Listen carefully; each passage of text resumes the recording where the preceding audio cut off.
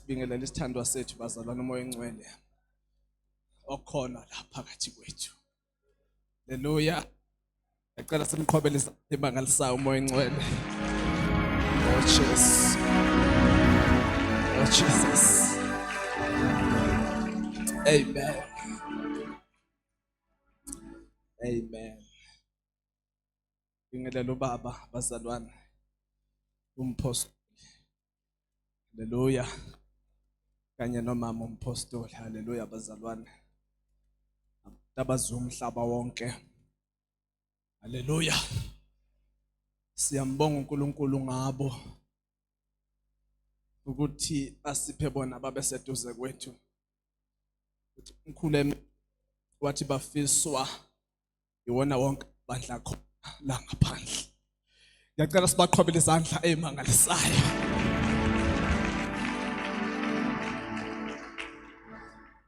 Zincane kakhulu izandla senibasana.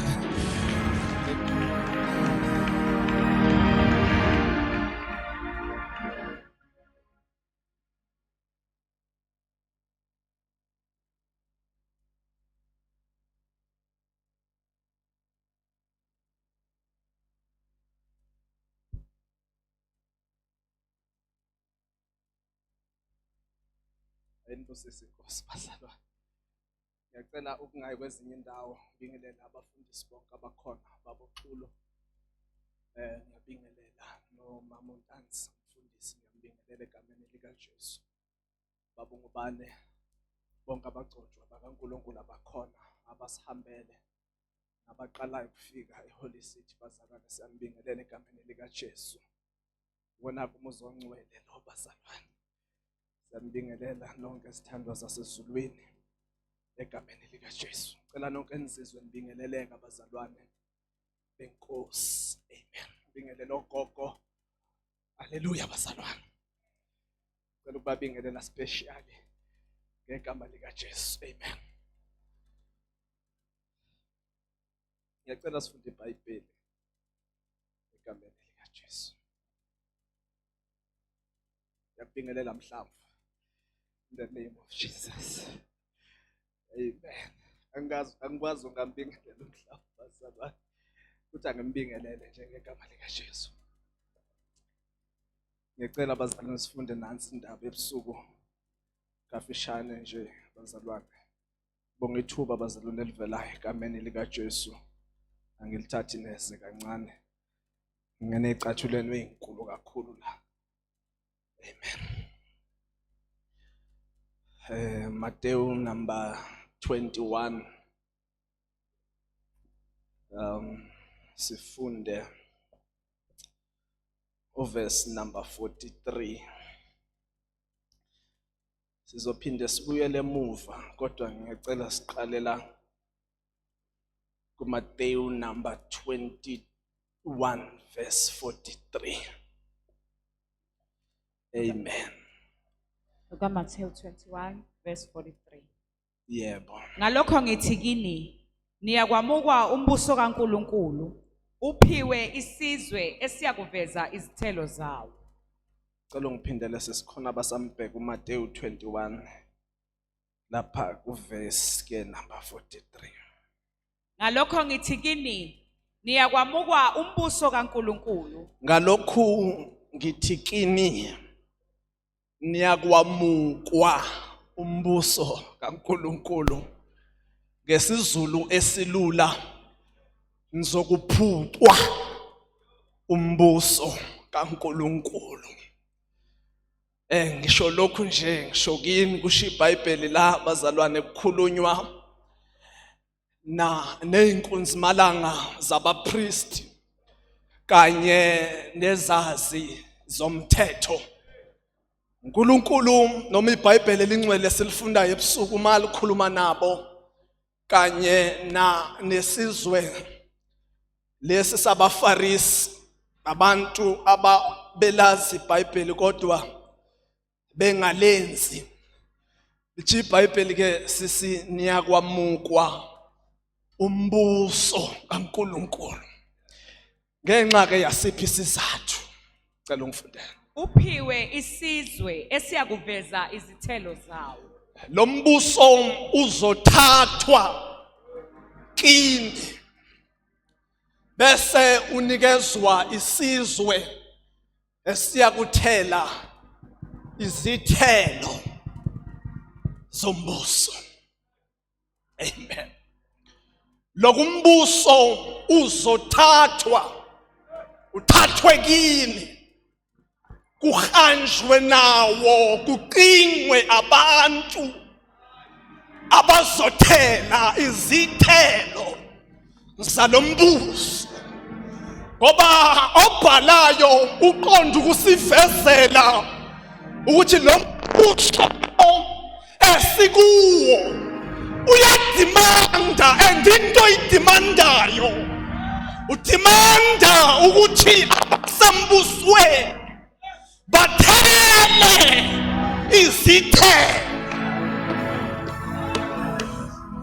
Kodwa uma nisembusweni nibeka nihlala khona ningazitheli izithelo, lo mbuso uzothathwa. Oh, kusebusuku ngaze ngashokela kabuhlungu. Bese ke unikezwe isizwe esiyakuthela. Oh, thank you. Oh God, Jesus. Cela ukufunda ngesiLungu ngafishana. Ngazi khona nophethe ulimi laphesheya. Mhlambe ngangilekelela yena ngokushesha.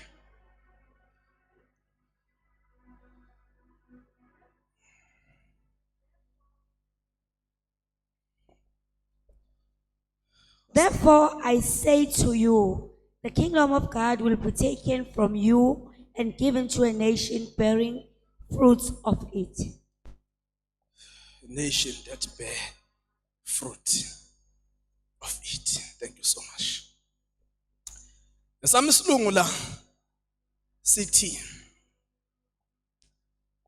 amen.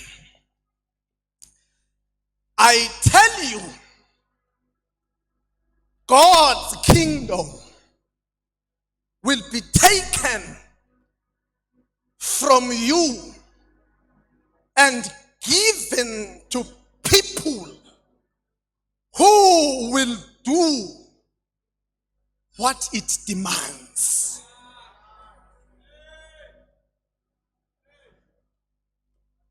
Umbuso kaNkulunkulu ngiyanitshela ngawo uzothathwa kini, unikezwe isizwe that will do what this kingdom demands. Because lo mbuso unama demands athile. It's a kingdom of demands. We are demand that this kingdom demands something from the people abasembusweni.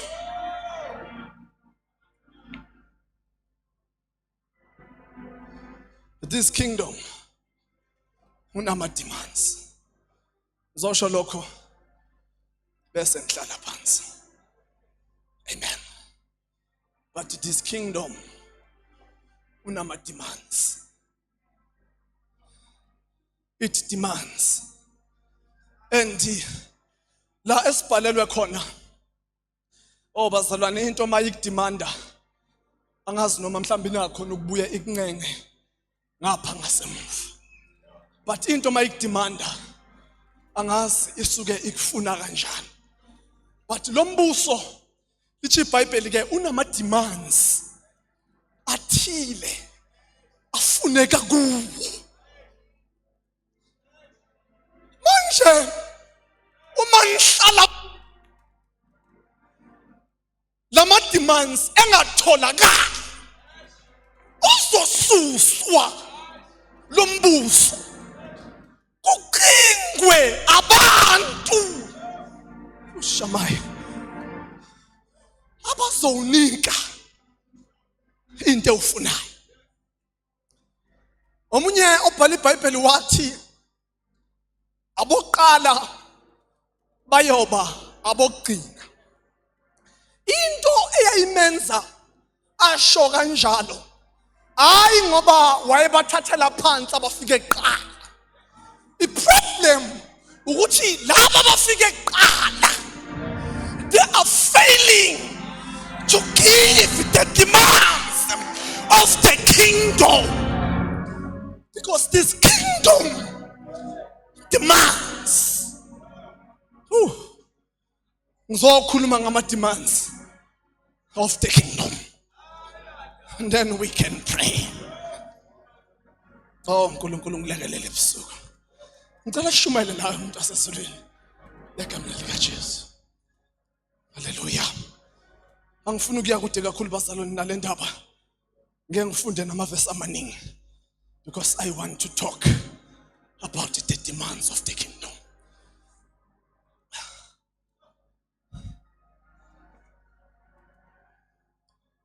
Abantu ekhulunywa ngabo ukuze ngiclose kahle le ndaba yami. Abantu ababizwa kwi-Old Testament ngezazimthetho kanti futhi nabantu akade bephethe inkolo. Amen.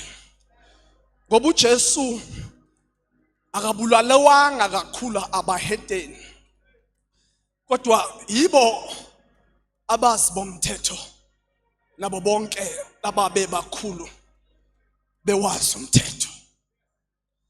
Akabulalwanga nje umuntu oyengasilutho, ngoba into abambulalela yona eyokuthi uyadukisa, akasho lokho abakwaziyo.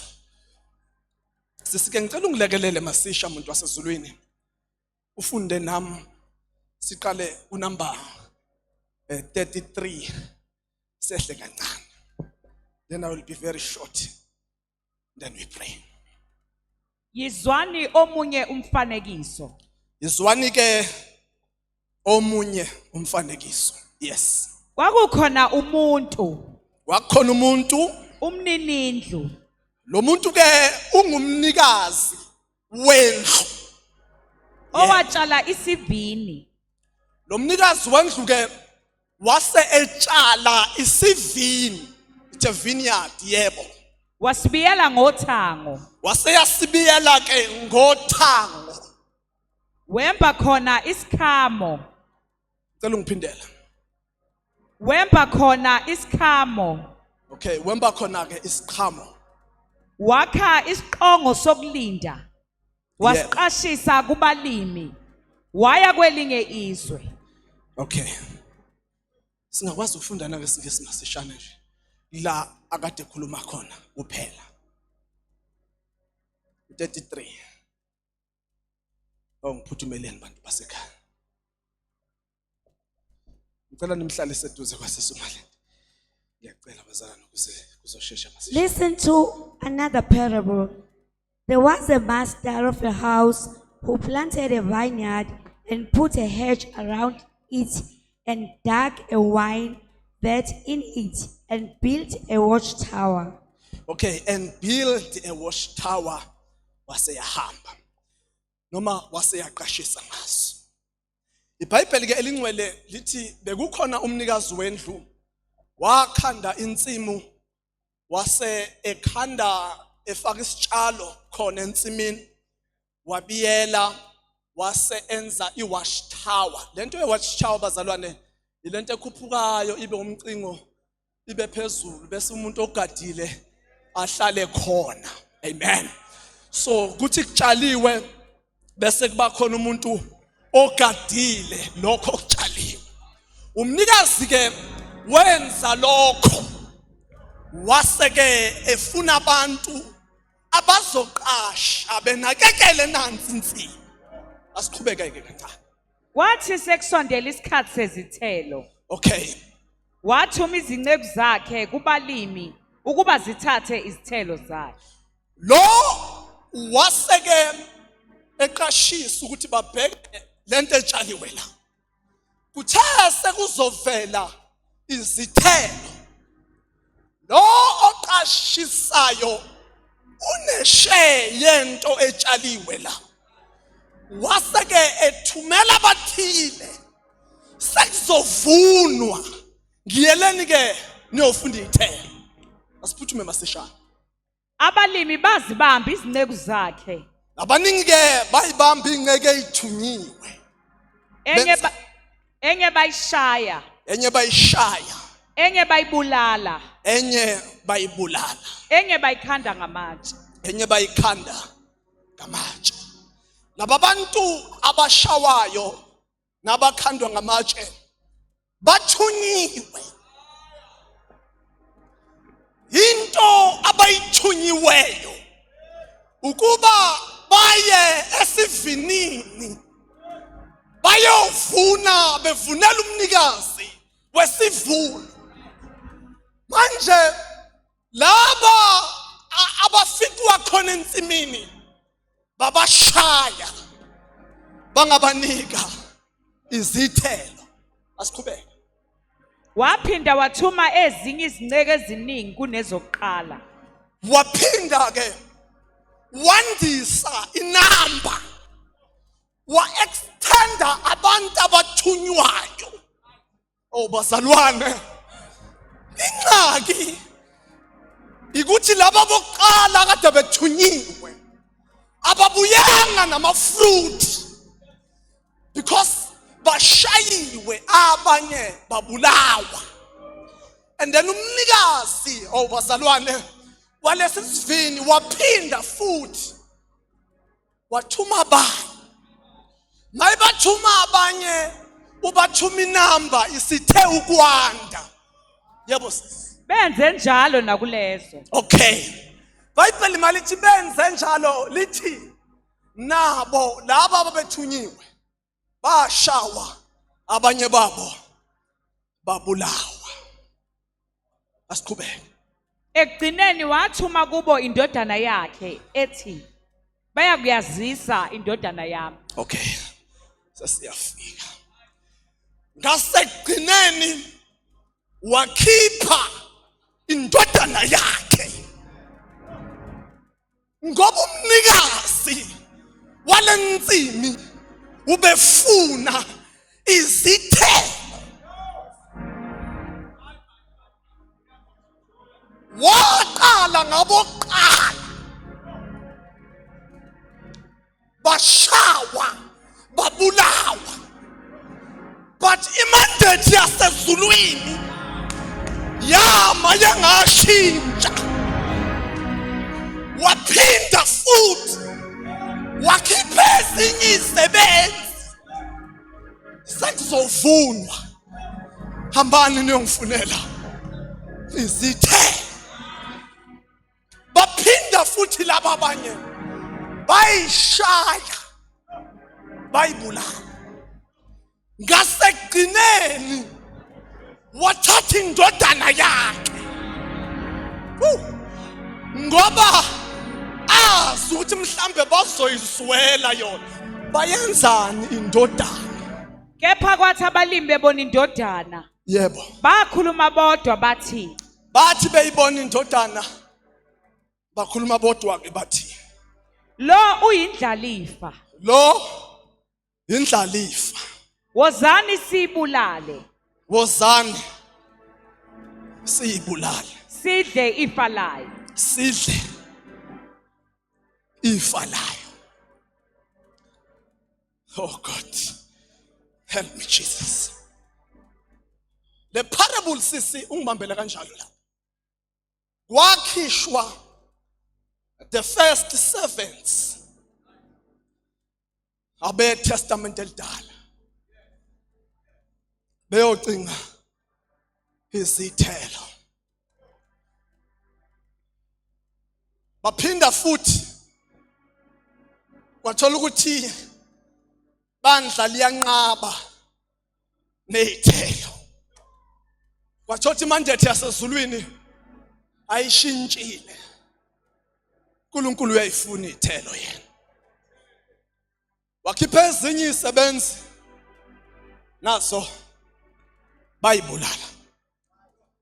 Ngasekugcineni wakhipha indodana yakhe.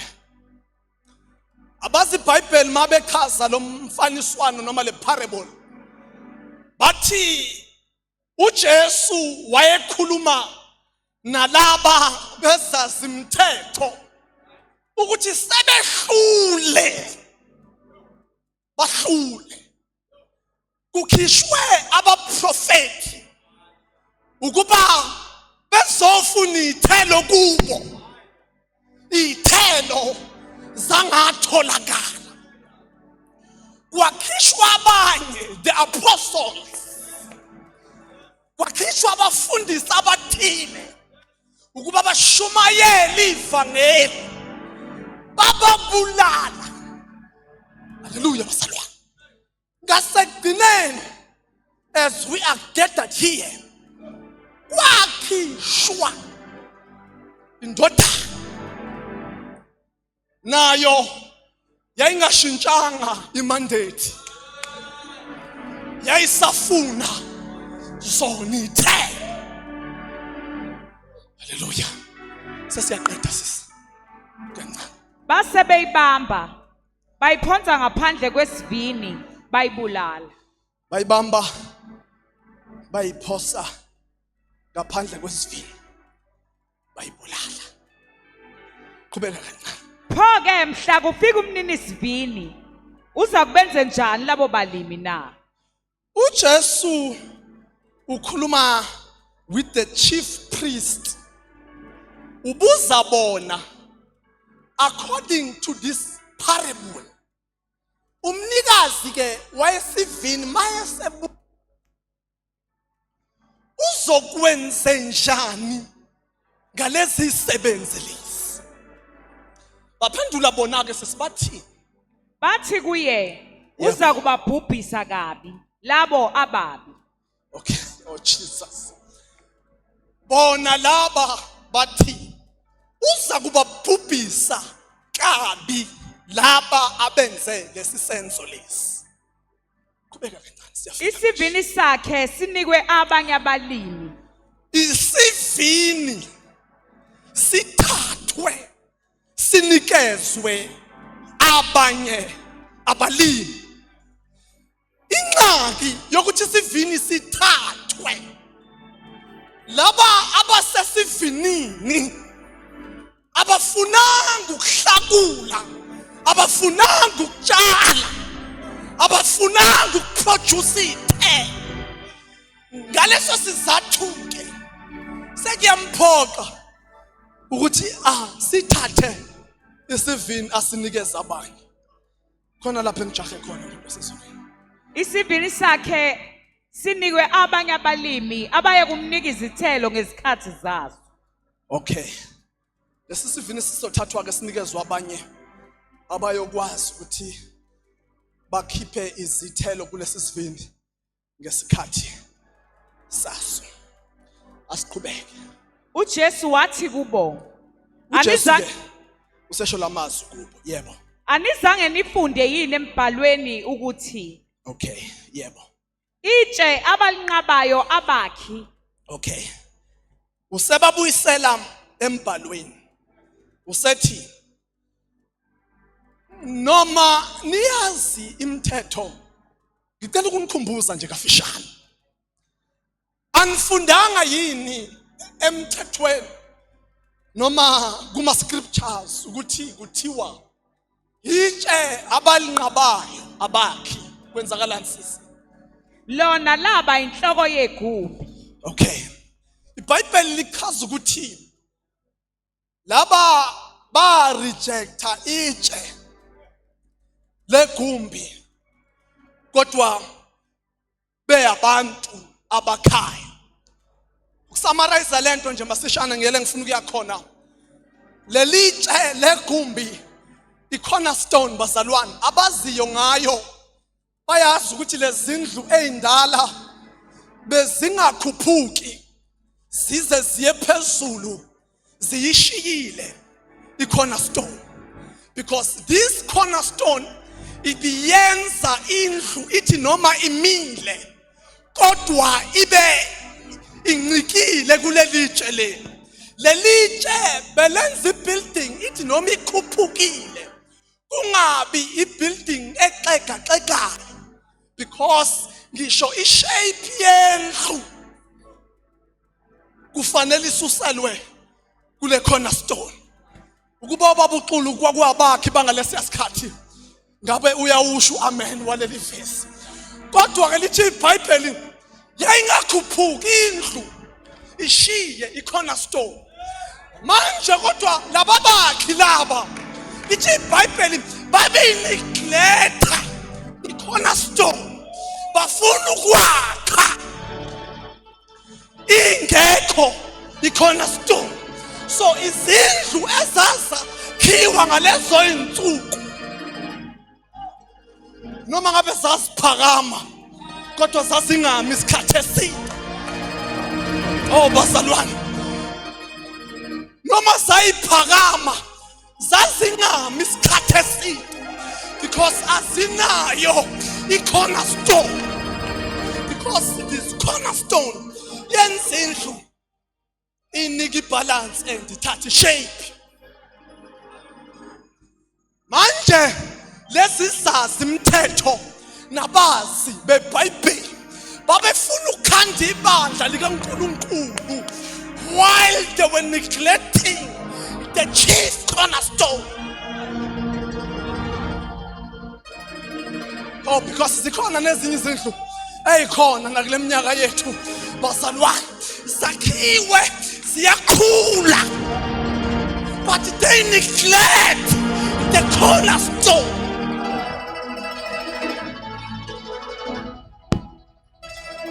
Ubona masufike khona uthi the building is very beautiful. Angilwi nalokho, nathi we are going there. We're gonna have a beautiful church and sizoba with everything in this church. But iwari ngalaba bantu bakhulisa indlu neglecting the chief cornerstone. So ingakho ke iBhayibheli lithi because of that ngizokuniphuka umbuso. Oh hallelujah bazalwane, ngifuna sisonga sonke le ndaba because babe neglecta uJesu and baneglecta abaprofeti, baneglecta nabapostoli, bangagcina lapho baze baneglecta bangamamkela uKristu Jesu, kodwa bafuna bona ukuya kuNkulunkulu kodwa uJesu bengamamkela. It's a crisis bazalwane esibhekene nayo in the South Africa. Abantu bayathanda ukubiza ngabazalwane kodwa abanye babo abafuni ukwamkela uKristu Jesu. iBhayibheli ke lilethe sexwayiso kubona uthi because of those things nizakumukwa umbuso. Amen. Sesiyafika umuntu wasezulwini. Lona lavela enkosini. Lona ke lavela enkosini. Lisimangaliso emehlweni ethu na. Lisimangaliso emehlweni ethu. Kukhulunywa ngoKristu Jesu bazalwane. Uthi bandla lakuqala futhi namanje bakhona bazalwane abanjalo abangamfuni uJesu nalapha ahambe khona kodwa they claiming ukuthi bayezulwini. Uyisango, uyindlela neqiniso. Akekho oya kubaba ngaphandle kwakhe. Noma ngamiswa ziphi indlela kodwa uJesu maye ngekho abayi la siyakhona. Amen. Sengiyafika lapha siyakhona. Funda umuntu kaNkulunkulu sithandaze masisha. Ngalokho ngithi kini niyakwamukwa umbuso kaNkulunkulu. Uphiwe isizwe esiyakuveza izithelo zawo. Naso ke isizathu akukwazeki bazalwane ukuthi kuexpecteke ama-fruit amoya lapho umoya engcwele engekho khona. Akuza kukwenzeka ukuthi babe nezithelo kodwa umnikazi wezithelo engekho lapho bekhona. Ngifikile bazalwane endabeni yami. uJesu kafishane uma eaddressa labazalwane ebalandela emuva ukuthi kwafika abaprofeti bethunywe uNkulunkulu kini ukuba nibuyisane noNkulunkulu, kodwa nangafuna ukwenza lokho uNkulunkulu wangayishintsha imessage, wavusa abapostoli, wavusa abafundisi, abavangeli, bashumayela yona imessage enjalo ukuthi thelani ithelo zokuphenduka, nahlula sekunjalo. Ekugcineni uNkulunkulu waphinda futhi wabahambela mayibahambela ke usebahambela ngoJesu. Ithi iBhayibheli ke nakuJesu bangayikhipha izithelo. Manje iBhayibheli ke selikhuluma indaba ebuhlungu maqondana nabo yokuthi umbuso kaNkulunkulu uzothathwa. Mawuthathwa ke lo mbuso uza kunikezwa abantu that will bear fruit for the kingdom. Abantu that will be in line with the demand of the kingdom. Ezinye zezinto ezidimandwa umbuso, lo mbuso uyadimanda ibandla likaNkulunkulu ukuba lihambe njengalokhu uJesu ahamba.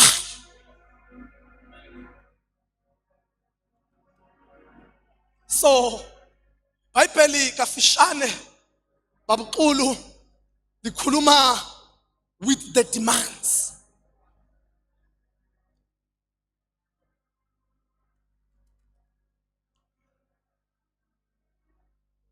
Man ngawakhiphi ama-fruit of the kingdom, nizokuphucwa umbuso. Because umbuso bazalwane unama demands akhona. Awuthandazi ngoba kuthandazeka, but umbuso uyakudemanda that you pray. Sometimes awunikeli ngoba unemali eningi, but because the kingdom uyakudemanda to give. No, awutithe ngoba uhola imali eningi kakhulu, but it's the kingdom demand.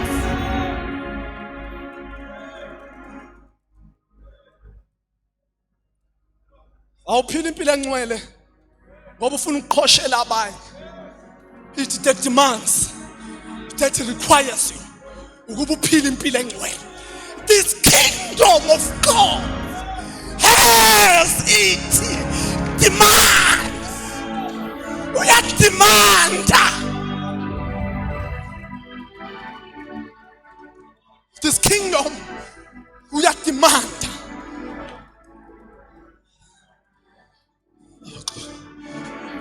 The kingdom le ave idemanda. Mhlambe awuze esontweni ngoba mhlambe kwesinye isikhathi kuzeka. But this kingdom yademanda ukuba uyithulule and push yourself there. Oh bazalwane, this kingdom into yasembusweni ukuba sitholakale singabantu abangcwele ushokha phakathi umbuso uyasidimanda. This kingdom, it's demanding us. Uthi noma kusene ngafukeki kodwa umbuso uyademanda. Inyama iyakhathala ushaphayo kodwa umbuso uyademanda. Ushaphayo inyama iyakhula ushaya umbuso uyademanda.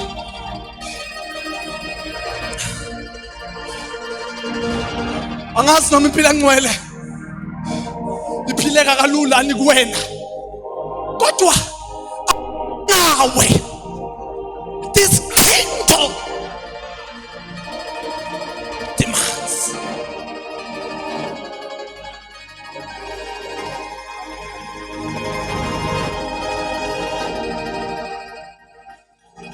Longasayeza ngomeni bantu basekhaya, it's because of the kingdom. Awukwazi ukuba sembusweni uphinde utholakale nasemsamo wakini, because this kingdom it demands. Lo mbuso uyahlukanisa. This kingdom separate.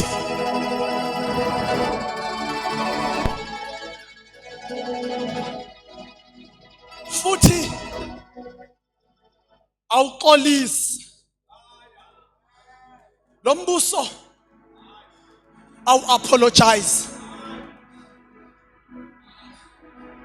And enye into ebuhlungu uzosuswa kuwe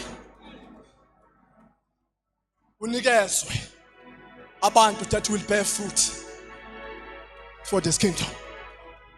So sengivala bazalwane, ngize kuzokhumbuza ibandla lokho baba umpostoli ukuthi nakuleli iphasika this kingdom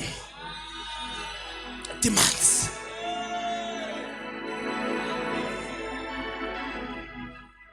Udimandwa umbuso. Kulombuso ke kufundiwe amazwi ashiwo uJesu esesiphambanweni. Forgive them. I ngoba kuthanda wena. This kingdom demands you to forgive. If forgiveness, it demands in this kingdom.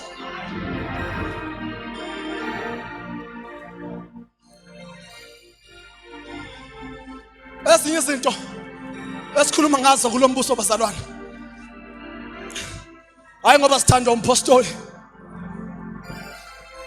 but idemand yasezulwini.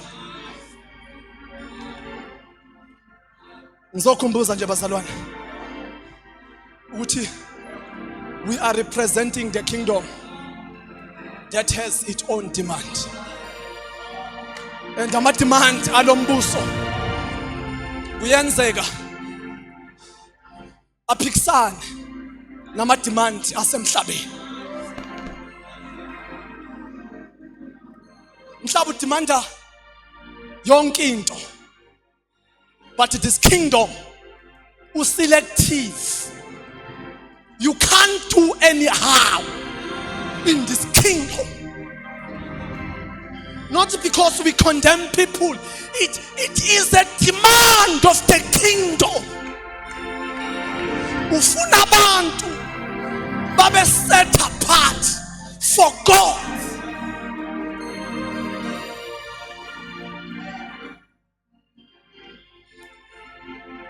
Uyahlukaniseka kuma demand asemhlabeni. Sengiyathandaza uyahluka kuma demands. Ngelinye ilanga Nkosi mayivuma, we will dwell in this demand. Ukuthi yini kahle kahle if we further explain these demands. Ukuthi umbuso kaNkulunkulu udemandani.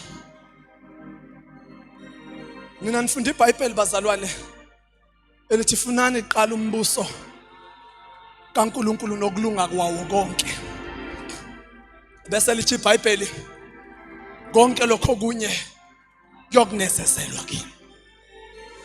Because lo mbuso obazalwane, this kingdom, uma uza noma uma uyipart of this kingdom, kunezinye izinto ezi-edwayo kuwe. Because you are the citizen of this kingdom, you belong to this kingdom.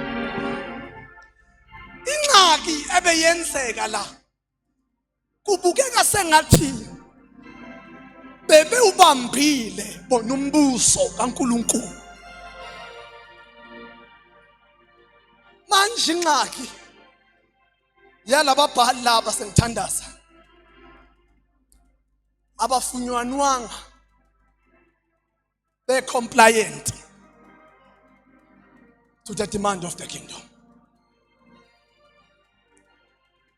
Ngivala ngokuthi bazalwane ebusuku, in this kingdom kunento ebizwa ngecompliant. Mhlawumbe umhlamvu bayongisiza. Uma abantu bengekho in compliance with this kingdom, kusuka sekufanele baphuca umbuso. Amen. But izwi likaNkulunkulu ebusuku sesithandaza abazalwane lizokukhumbuza ukuthi khumbula usembusweni that demands. Sometimes lo mbuso udemand into zakhe personal. Hallelujah bazalwane. Because lo mbuso udemanda noma yini wona oyibona isidingo sakhona. Lo mbuso uyademanda. Uma iBhayibheli likhuluma ngedemand, likhuluma ngokuthi kunezinto zakho ekungesizo ezakho kodwa. Uma zidemandwa ikingdom, khumbula embusweni esikuwo uyademanda.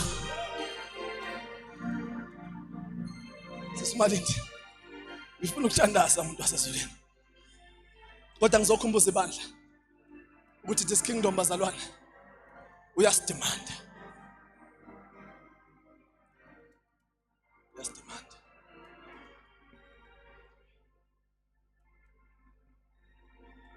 Uma sicelwa ukuba silekelele emhlanganweni, hayi ngoba sifuna ukuphuma sinebalance eningi kule conference. It's because kule kingdom nje kuba khona ama demands for this kingdom. Hallelujah bazalwane. So uma siza kuwena sithi silekelele ngo1 2 no 3, hayi ngoba suke kunjani. It's because this kingdom uyademanda. Oh bazalwane, ngicela ngizwe ngomoya kulento. This kingdom bazalwane, it demands. Cela sonke simenya.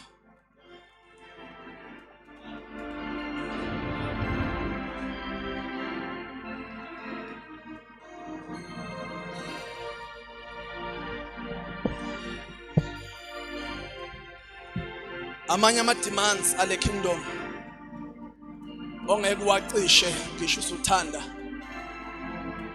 In this kingdom bazalwane siphila impilo engcwele, and umbuso awu apologize ngalokho. Amen. In this kingdom we pray because umbuso demand us to pray. In this kingdom we give because the kingdom demands us to give. Ubaba umpostoli wasifundisa ngama principles of the kingdom. So mawusuzobuka nje nawe njengomuntu kahle kahle lo mbuso unama demands athile.